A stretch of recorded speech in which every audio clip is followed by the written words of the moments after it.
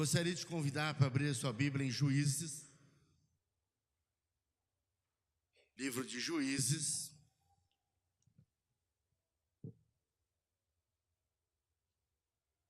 Deus tem algo especial para falar conosco nesse livro. Juízes 6, 11, eu vou ler do 11 ao 16. Quem encontrar, por favor, fique em pé, só para eu saber que você já localizou. Juízes 6, do 11 ao 16. Juízes 6, 11 ao 16. Diz assim: o chamado de Gideão.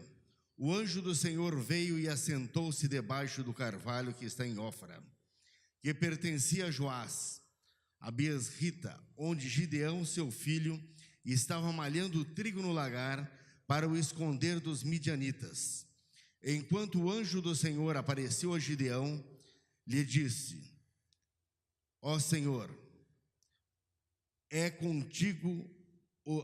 o Senhor é contigo, homem valente. Gideão lhe respondeu: ai, Senhor meu, se o Senhor é conosco, por que tudo isso nos sobreveio? E o que é feito de todas as suas maravilhas que nossos pais nos contaram, dizendo: não fez o Senhor subir do Egito? Porém agora o Senhor nos desamparou e nos entregou na mão dos midianitas.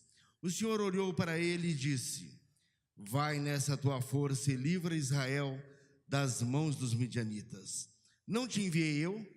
Respondeu-lhe Gideão: ai, Senhor meu, com que livrarei a Israel?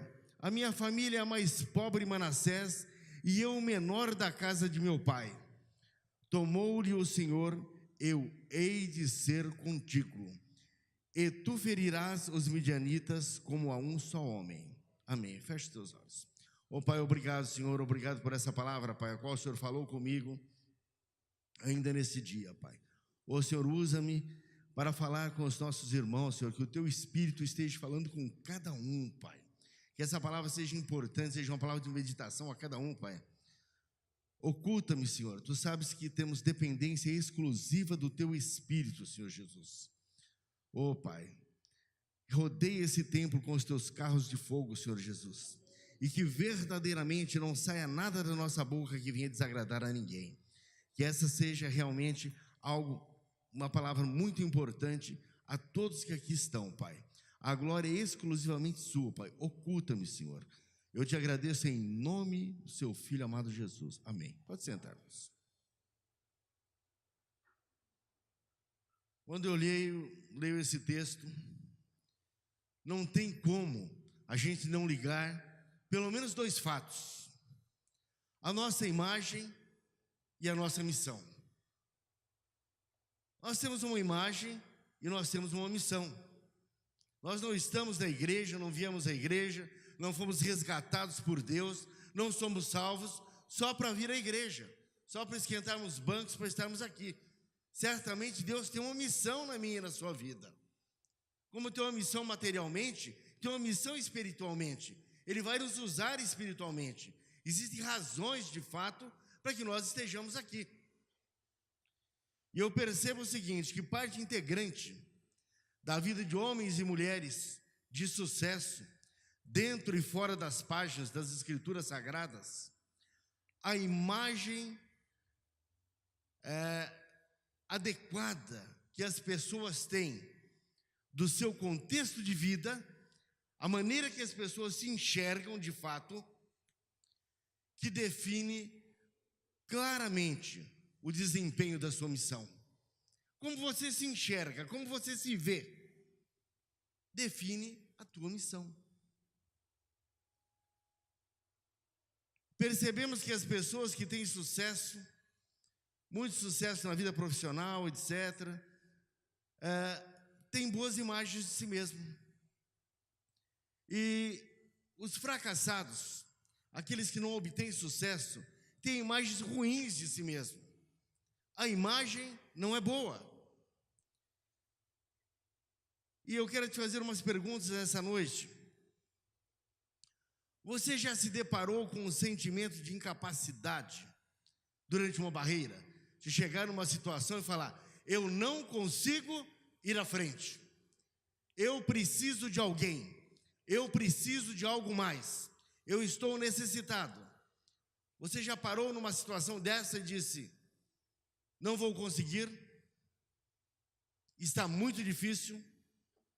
Muitos de nós já passamos por situações assim na nossa vida e chegamos a achar que seria impossível, não é verdade? Nós às vezes passamos por situações assim. Você já se sentiu fracassado? Eu fracassei, não devia ser dessa maneira, devia ser de outra, né? Eu agi errado, eu cheguei ao fracasso e podia ter chegado ao sucesso. Você já se sentiu em algum momento da vida fracasso? Atualmente você está vivendo sem norte, ou você tem um norte absolutamente definido na tua vida, tanto na tua vida espiritual quanto na tua vida material? Você está absolutamente definido, a sua bússola indica exatamente o ponto certo, e você não tem dúvida de nada. Quem que realmente pode dizer isso? É difícil, né? Todos nós temos algumas dúvidas na nossa vida, temos algumas dificuldades, enfrentamos alguns momentos que nós não sabemos exatamente o que fazer.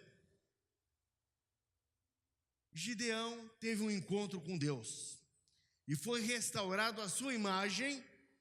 Primeiro restaurou-se a imagem de Gideão, para que depois ele executasse uma missão, porque aquele homem, com aquela imagem, não era capaz de realizar nenhuma missão, não seria capaz de maneira alguma realizar uma missão. A sua imagem estava crítica, e Deus teve um pouco de trabalho com Gideão. Ele precisou restaurar primeiro a sua imagem, depois ele precisou restaurar o próprio Deus dentro de Gideão, para depois que ele realizasse uma missão. Muitas vezes nós temos que mudar a nossa imagem, nós temos que restaurar um pouco mais a nossa fé e restaurar Deus dentro da nossa vida, e depois nós realizarmos algo que Deus define que a gente realize. É importante que a gente pense nisso. Após esse encontro, Deus realizou essa restauração, né? E quero te dizer que você precisa ser transformado, porque Deus tem muito mais para mim e para você nessa noite, em nome de Jesus. Pode ter convicção absoluta disso. Primeira situação que eu olho é o contexto de Gideão, o contexto que ele estava vivendo. Nós vemos aqui em Juízes que não por culpa de Deus, mas por culpa dos juízes e das pessoas que agiram completamente errado, Israel estava numa situação terrível, ao caos absoluto, né?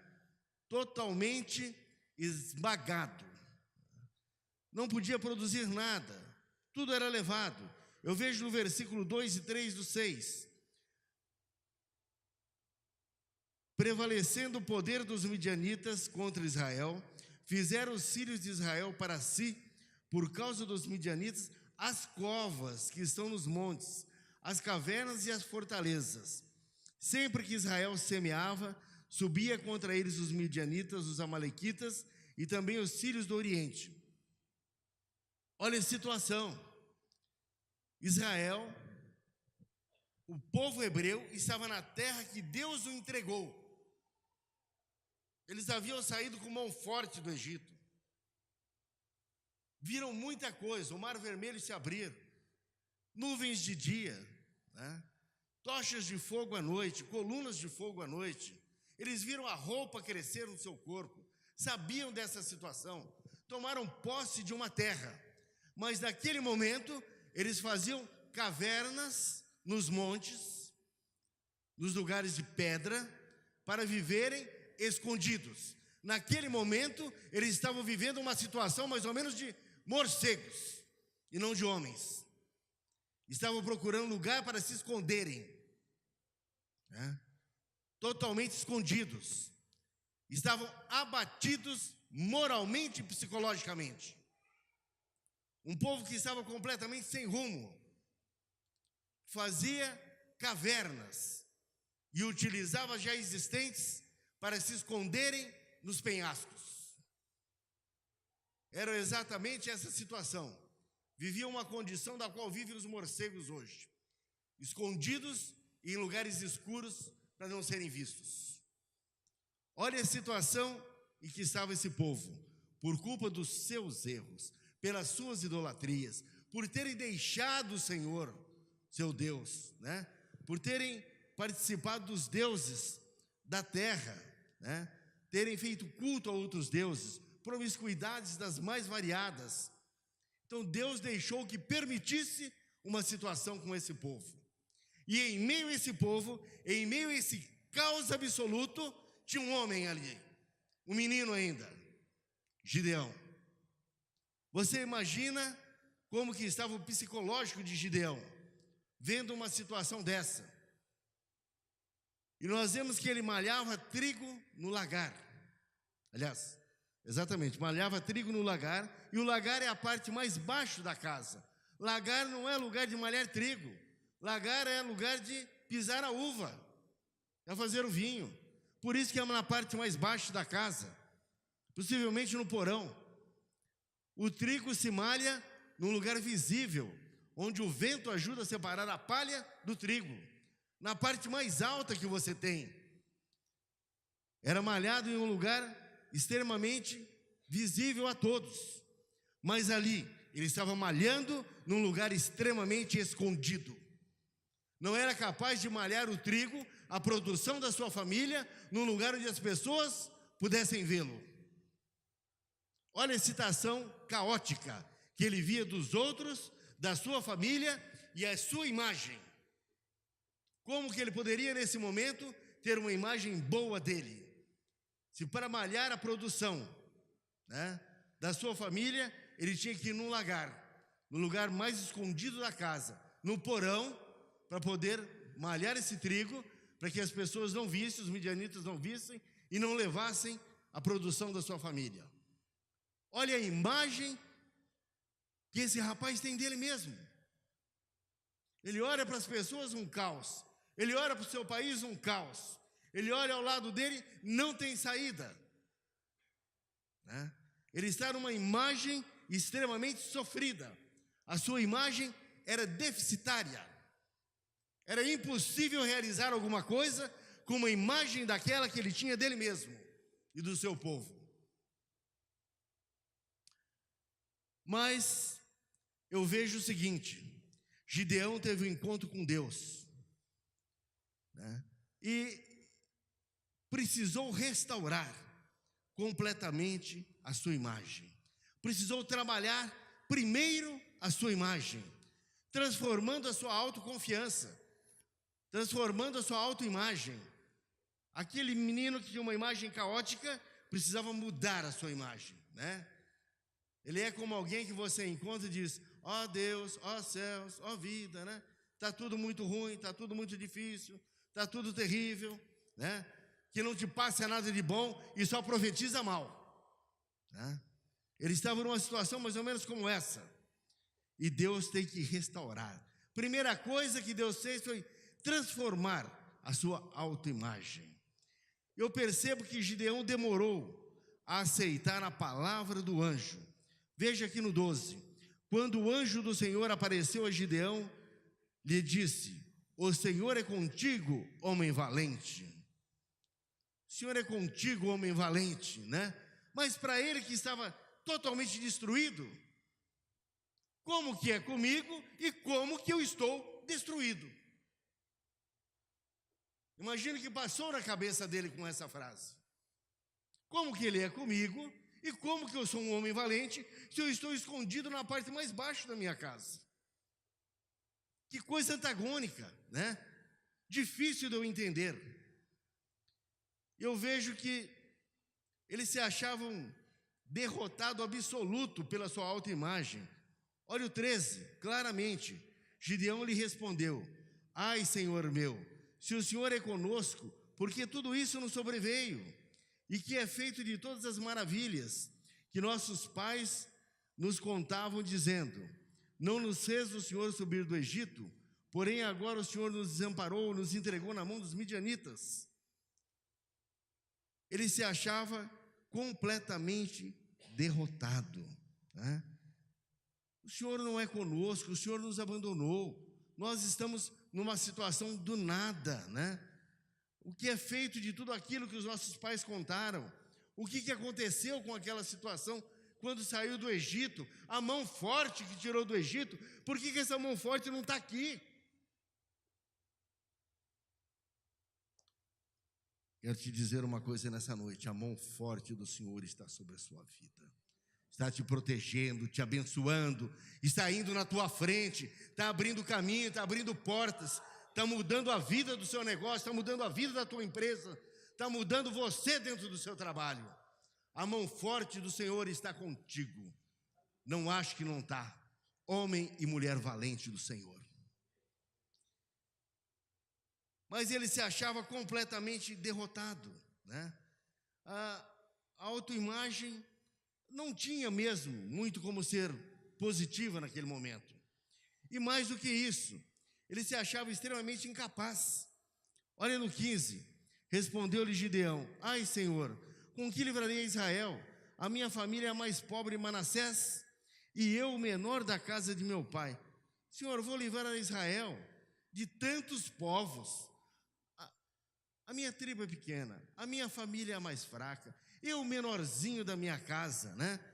Incapacidade absoluta. Não declare incapacidade. Nunca declare incapacidade, eu te falo profeticamente para você. Sabe por quê? Deus não escolhe capacitados, Ele capacita os escolhidos, e você é um escolhido em nome de Jesus.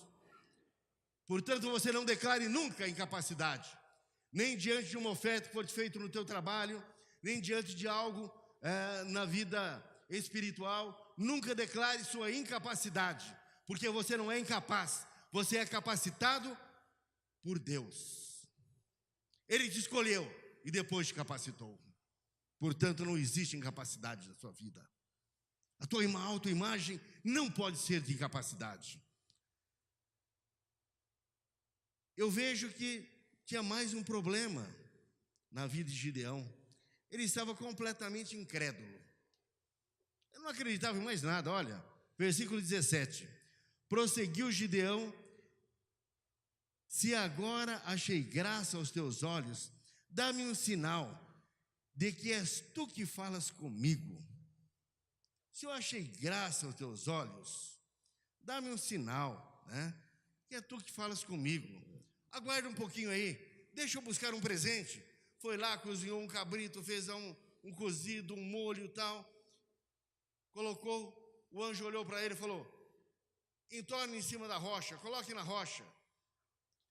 Estendeu ali um pendente, um cetro, e aquilo foi totalmente destruído. Ele entendeu que era Deus que estava falando com ele. Mas ele estava completamente incrédulo. Ele precisou pedir prova. Ele falou: me aguarda aí, né? Me dá uma prova, aguarda um pouquinho. Mais para frente, ele continuou pedindo mais prova. Senhor, se o negócio é comigo mesmo, eu vou estender um velo de lã. Se no outro dia a grama estiver toda molhada e o velo estiver seco, aliás, se o velo estiver molhado e a grama estiver seca, é porque o Senhor está comigo mesmo. No outro dia ele foi lá, pegou aquele velo de lã, espremeu, deu uma taça de água. E a grama estava toda seca. Mas não bastou. A sua incredulidade era muito grande. Falou: Senhor, me perdoe, mas mais uma vez, né? Eu vou estender novamente esse velo. Se ele estiver sequinho amanhã e a grama estiver molhada, aí é porque o negócio é comigo mesmo. Foi no outro dia, a grama estava completamente molhada e o velo sequinho. Ele foi pedindo provas. Foi pedindo provas. Meu irmão, não seja incrédulo. Se Deus está falando com você, é com você. Se Ele está falando com você através da palavra, se Ele está falando com você profeticamente, se Ele está falando com você através do Espírito Santo, ouça-o. Não fique pedindo prova. Nós não estamos habilitados, não estamos autorizados a pedir prova a Deus. Nós só podemos pedir prova a Deus de uma única coisa: nos nossos dízimos e nas nossas ofertas. Está lá em Malaquias. Coloque-me à prova e vede se eu não abro as janelas do céu. É a única coisa que Deus me autoriza a pedir provas, mais nada. E Gideão foi pedindo prova, e Deus foi dando as provas a ele. Para aquele menino que era incrédulo. Sabe por quê? Porque Deus queria usá-lo para libertar um povo. Mas sabe o que eu percebo no final? Gideão liberta verdadeiramente esse povo, mas ele não desfruta de nada. O povo diz: reina sobre nós. Ele diz: eu não, né? Nem ele, nem um filho dele reinou sobre Israel. Ele não conseguiu desfrutar do que ele fez. Sabe por quê? Ele pediu muita prova e foi muito incrédulo no começo. Depois ele agiu. Se alguém está falando com você, se você está ouvindo a voz de Deus, não fique pedindo prova, ouça-o. Deus pode estar falando com você através da sua palavra, do seu espírito, através de um profeta. Nós temos uma congregação aqui no Santa Antonieta, né? Que a nossa irmã passou ali com uma perua dos velhos tempos ainda, né? Da IPI, onde tinha uma Kombi, e falou: aqui nós teremos uma congregação, nossa irmã Agnes. Está aí a nossa irmã Agnes? Não? Não está. Ela falou: aqui teremos uma congregação. E verdadeiramente foi a primeira congregação da terceira IPI, foi naquele lugar, né? Profeticamente, aquela congregação nasceu há muitos anos atrás. Deus pode usar alguém para falar com você. Usava no passado e usa hoje. Eu creio em profecia. Creio perfeitamente e não questiono quando alguém fala comigo, que eu sei que é Deus falando. Então, nós não temos o direito de agir incredulamente. E ele estava completamente incrédulo. Eu percebo mais, era medroso. A sua autoimagem o deixava completamente medroso. Olha no 25 ao 27. Naquela mesma noite o Senhor lhe disse: toma o boi de teu pai, a saber, o segundo boi de 7 anos, e derruba o altar de Baal, que é de teu pai, e corta o poste ídolo que está ao pé dele. Edifica ao Senhor teu Deus um altar no cume deste lugar forte, na forma de vida, e toma o segundo boi e oferece-o em holocausto com a lenha que cortaste do bosque. Então Gideão tomou 10 homens dentre os seus servos e fez como o Senhor lhe dissera. Mas temendo ele e a casa de seu pai e os homens daquela cidade, não o fez de dia, mas de noite. Ele atendeu o que o Senhor falou, mas atendeu de noite. Senhor, eu vou fazer, mas de uma maneira que ninguém veja. Porque se ver, eu posso ser punido. Se o Senhor mandou fazer, podia fazer de dia. É ordem do Senhor. Não tinha que fazer medrosamente e nem escondidamente. O que o Senhor te mandou fazer, faça aos olhos de todo mundo, porque Ele sustenta a sua palavra. Ele não é homem para que volte atrás. O que Ele prometeu se cumprirá na sua vida. E esse homem que tinha que transformar a sua autoimagem, que demorou muito para acreditar em Deus. Ele se achava extremamente derrotado, incapaz, incrédulo, medroso. Deus recupera a sua autoimagem. Diz o Senhor a ele: varão valoroso. Outras traduções: homem valente. Olha, você é um varão valoroso. Você é um homem valente. Você que está aqui nessa noite é um varão extremamente valoroso, né? Tem uma razão de você estar aqui. Você é um homem e uma mulher valente. Você representa Jesus na terra. Você tem o DNA de Jesus Cristo. Portanto, você não tem que ter medo de nada. Deus recupera primeiro a autoimagem dele, dizendo: varão valoroso, né? Homem valente.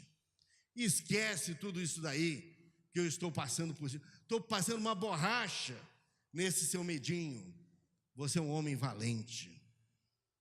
E eu vejo que depois de restaurar a autoimagem em Gideão, Deus tem uma outra situação. Ele precisou restaurar a imagem de Deus dentro dele. Primeiro restaurou a imagem de Gideão, transformando-o num valente. Depois precisou restaurar a imagem de Deus dentro dele. Por causa da situação caótica, em que se encontrava, Gideão tinha uma imagem de um Deus extremamente deficiente. Eu vejo também no 13 aqui, Gideão lhe respondeu: ai, Senhor meu, se é o Senhor conosco, porque tudo isso nos sobreveio? E o que é feito de todas as suas maravilhas que nossos pais nos contaram, dizendo: não nos fez o Senhor subir do Egito, porém agora o Senhor nos desamparou e nos entregou na mão dos midianitas. Ele chama a Deus e diz: olha, o Senhor nos desamparou completamente, o Senhor nos deixou na mão dos midianitas. Começa a acontecer algumas coisas na nossa vida, uma sequência de coisas, muitas vezes por culpa dos nossos próprios erros. Deus começa a permitir algumas provas na nossa vida para endireitar algumas coisas que estão erradas. E Ele nos prova sempre naquilo que nós colocamos acima dEle. E vai acontecendo tantas provas na nossa vida que muitas vezes nós falamos: eu acho que Deus me desamparou. Mas Ele não te desamparou. Nesse momento Ele te carrega no colo. Nesse momento que você se encontra muito fraco, Ele te carrega completamente. Ele te ampara, Ele te abraça. Não tem nada de que Ele te desamparou. Você é filho. Você é um grande projeto de Deus. Deus jamais nos desampara. Ele cumpre o que promete na minha e na sua vida. Tem promessa na sua vida, meu irmão? Vai acontecer, vai acontecer. Pode ficar tranquilo. Deus não permitirá que não aconteça, porque Ele não é homem para que volte atrás, de maneira alguma. Então, restaurar a imagem de Deus foi algo que deu um pouco de trabalho também. E Gideão mudou a sua imagem em relação a Deus, Eu vejo no 24 aqui, olha: então Gideão edificou ali um altar ao Senhor e lhe chamou: o Senhor é paz. Até o dia de hoje está o altar em Ofra dos Abiesritas. Aí eu te pergunto, Deus precisou restaurar a sua imagem dentro de Gideão. Você tem uma imagem de você. E qual a imagem de Deus que você tem? Será que a imagem de Deus não está um pouco deficiente? Não está assim: olha, até isso, até aquilo é possível. Além daquilo, já é muito complicado. Será que a tua imagem de Deus não está um pouco limitada ao tempo e ao espaço?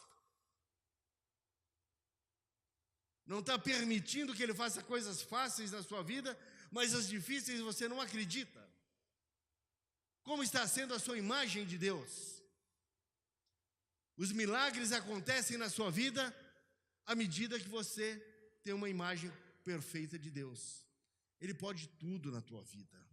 Ele pode tudo. Ele é capaz de sarar numa gripe, mas é capaz de sarar num câncer também.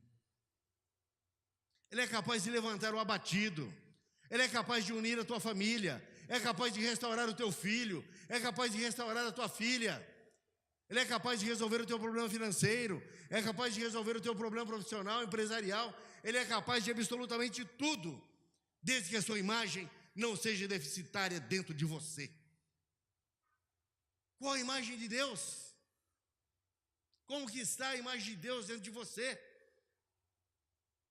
É o Deus que tudo pode, que você crê? Se é o que tudo pode, tudo acontece na sua vida, meu irmão. Não tem limites para acontecer. Pode ter certeza absoluta disso. Um outro ponto que eu analisei é direcionando o foco, Aí depois de restaurar a imagem, restaurar Deus dentro de Gideão, Deus direciona o foco na missão. Aí sim, Aí tem como direcionar um foco dentro da missão. Deus mostrou a Gideão que sua vida ia além, muito além, né, de malhar trigo em um lagar. Sua missão era libertar o povo de Israel.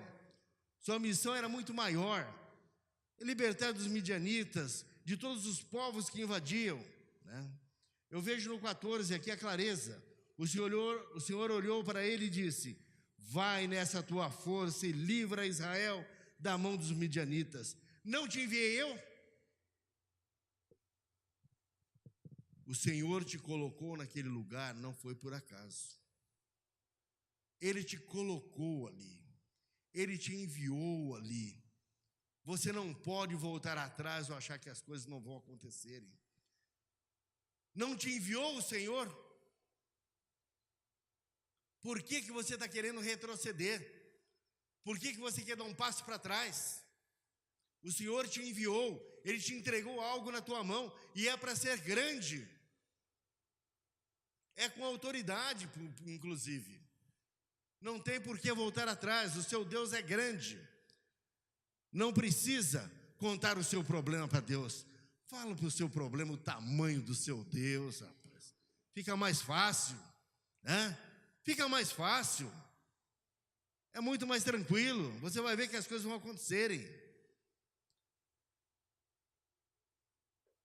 Deus vê uma força em você e quer te honrar. Ele quer te honrar. Ele quer te honrar. Mas você tem que declarar a grandiosidade de Deus na tua vida. Mas Ele quer te honrar, não tenha dúvida nenhuma.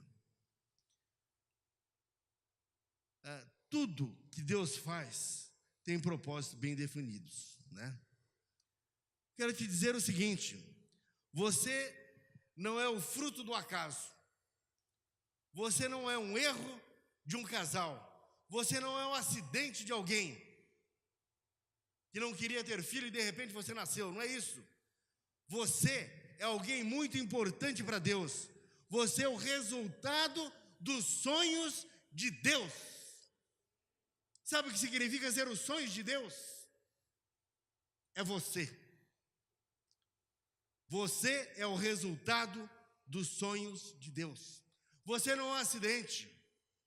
Não é alguma coisa que é uma concepção que aconteceu acidentalmente.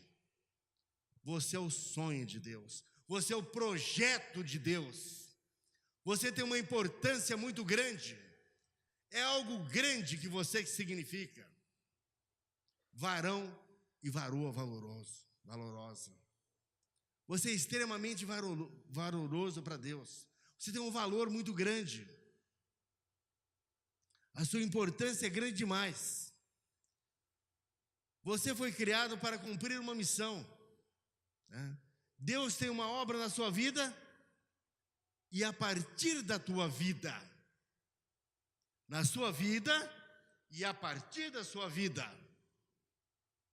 como está a tua imagem e como está a imagem de Deus dentro de você, porque agora Ele vai começar a realizar a missão.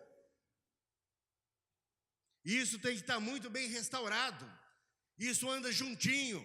Se a tua imagem for ruim, a imagem de Deus dentro de você também é ruim. Porque você é filho, você é projeto de Deus.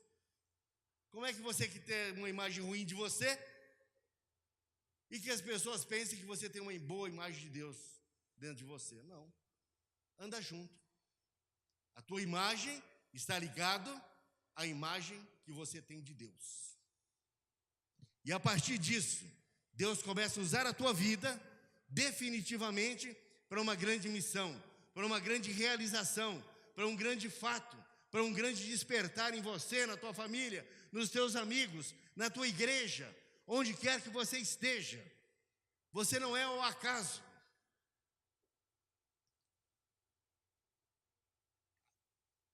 A garantia do compromisso da missão é que Deus será contigo. Eu vejo no 12 e no 16. Quando o anjo do Senhor apareceu a Gideão, lhe disse: o Senhor é contigo, homem valente. No 16, tornou-lhe o Senhor: hei de ser contigo, e tu ferirás os medianitas como a um só homem. Como a um só homem. Aí sim, aí a missão começa a se realizar. Ele conclamou os homens. E a primeira vez que ele conclamou os homens para estarem junto com ele, porque eles também queriam ser libertos, tinha 32 mil homens. Deus falou para ele: é muito. Não é com 32 que eu vou agir. É o meu agir. Não é o número de homens e não é o exército. É o meu agir, Gideão. O que Deus tem para fazer na tua vida é a partir de você. E não interessa quantos estão ao teu lado.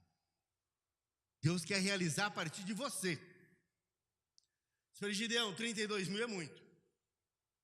Fala aí para aqueles que são covardes, que têm medinho e tal, que podem voltar. Volte lá para o arraial. Podem desaparecer daqui. A primeira conversa dos medrosos, 22 mil foram embora. Olha que bênção. 22 mil que certamente atrapalhariam. Eram medrosos. Só ficou 10 mil, né? Aí Deus falou para ele: ó, passe pelo riacho. Aquele que lamber a água como um cachorrinho, assim, não pegar com a mão, você separa. Vai separando aquele que lambe a água com a língua e sai do outro lado. Foi separando, deu 300. Tem até uma igreja que usa muito aí os 300 de Gideões, né? O 300, somente 300. Deus falou com ele: é suficiente, rapaz. Na cabeça dele deve ter falado: meu Deus, né?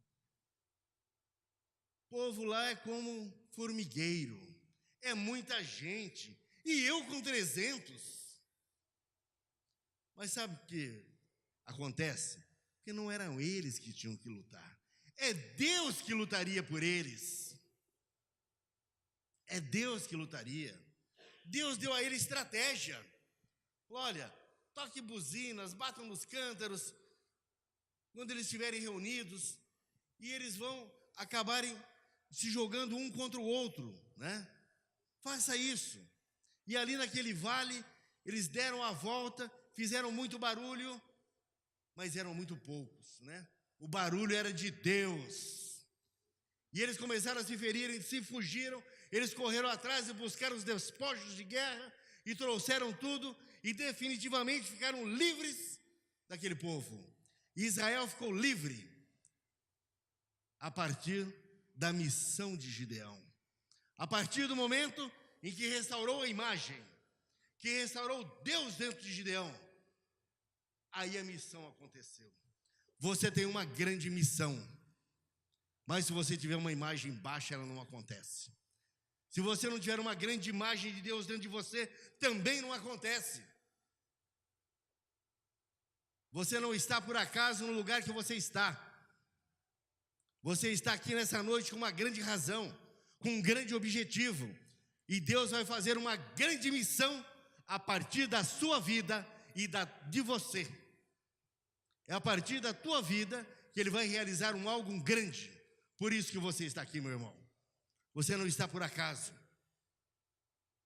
O homem foi criado à imagem e semelhança de Deus. O pecado escureceu a imagem de Deus no homem. Lembra lá no Éden? A imagem e semelhança. Mas o pecado escureceu. O homem começou a se ver nu. Sem Jesus, é impossível restaurar a imagem de Deus no homem. Quem restaura a imagem de Deus no homem, não sou eu nem é você, é a intervenção de Jesus. Eu sou o caminho, a verdade e a vida. Ninguém vai ao Pai se não for por mim. É Jesus que restaura a imagem de Deus dentro de nós. E às vezes nós estamos tão abatidos que só Jesus restaura a imagem de Deus. Sozinho nós não conseguimos, só com Ele.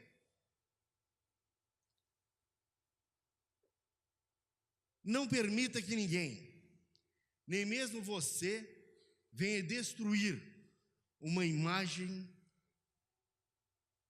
de sucesso, né?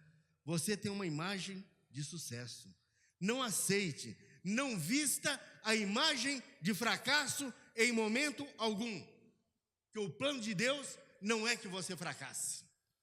Não permita, nem você e nem que as pessoas coloquem uma imagem de fracassado em você. Não baixe a tua cabeça, não baixe a guarda, não permita isso de maneira alguma.